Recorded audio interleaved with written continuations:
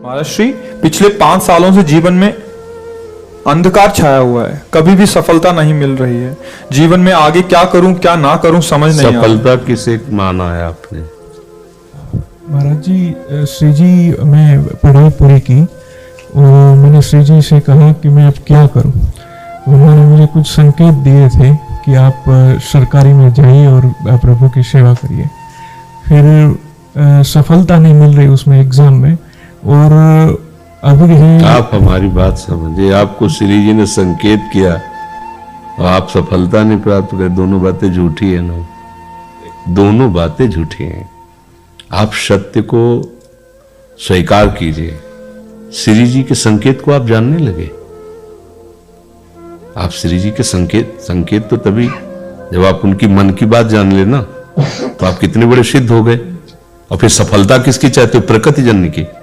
आप श्री जी के संकेत को जान जाओगे तो श्री जी के प्रेम की सफलता चाहोगे, लोकवत नहीं। और ये लोक की सफलता, सुनो पहले, प्रारब्ध के अधीन है।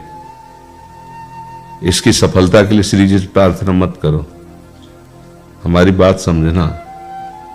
विद्यारण्य जी एक बहुत बड़े महापुरुष हुए हैं। उन्होंने अपने माता पिता को सुखी करने के लिए, धन प्राप्ति के लिए गायत्री अनुष्ठान किया। ब्राह्मण कुल में जन्म हुआ था। एक पुरस्चरण 24 लाख गायत्रिक होता है।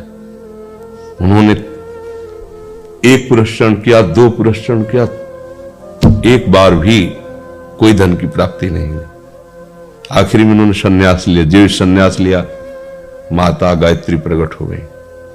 उनका अब इंद्रासन भी मांगो तो आपका, तो बोले अब क्या जरूरत है, अब तो वैरागी हो गया, विरक्त हो गया।